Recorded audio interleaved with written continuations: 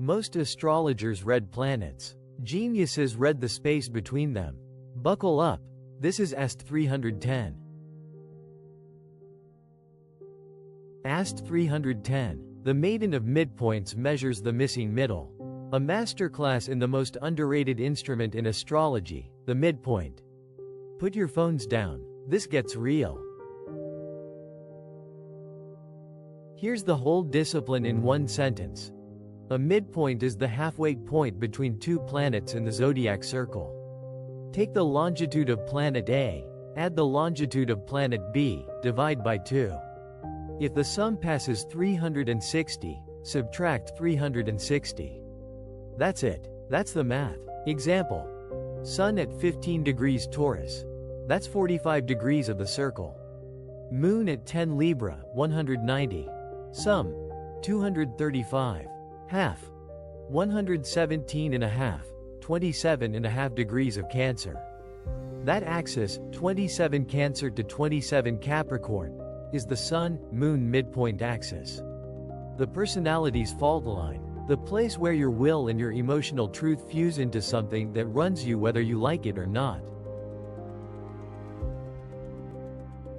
Now the part that scares the horoscope crowd, the midpoint picture. When any planet lands on that axis, by conjunction, opposition, or square, it sets the whole machine in motion. Sun conjunct your Sun, Moon midpoint. Identity detonation. Transiting Saturn square that axis? The universe audits your emotional contracts. Orb is everything here. Keep it tight, 1.5 degrees, 2 max. The Germans, Eberton, the cosmobiology school, saw the chart as a grid of these midpoints on the 90-degree dial. No signs, no houses, just the geometry of the between. Cold, precise, and devastating. Let's do the live sky, because I'm not here to bore you. Today, August 2026. Neptune around 4 Aries. Pluto around 4 Aquarius. Their midpoint? Add 4 and 304, have it. 154 degrees. 4 degrees of Virgo. Watch the sky every time a planet crosses 4 Virgo and you'll see the collective dream bureaucracy glitch in real time. Uranus at 5 Gemini. Neptune at 4 Aries. Midpoint. About 4.5 Taurus. That's the axis where freedom and mysticism marry, and it's been cooking since Uranus entered Gemini. And the big one. Saturn and Neptune met at 0 Aries this February. First time in over 300 years.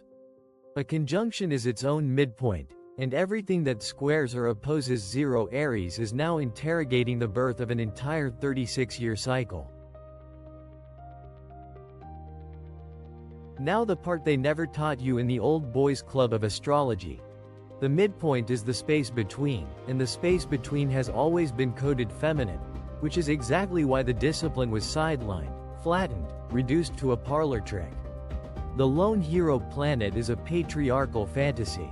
Real astrology, the astrology of the erased priestess lineages, the astrology of the web, reads the connective tissue.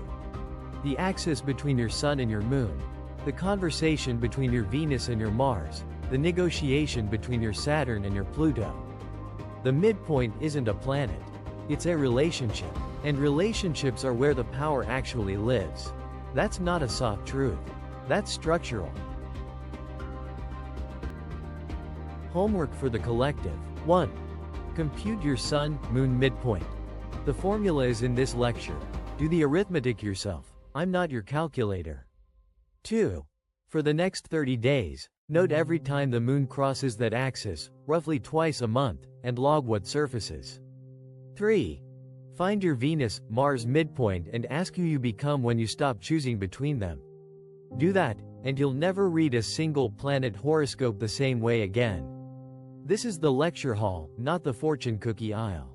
End of lecture. Class dismissed. Next time. AST 401. The myth cycles behind the coming world events. Bring your questions, and your spine.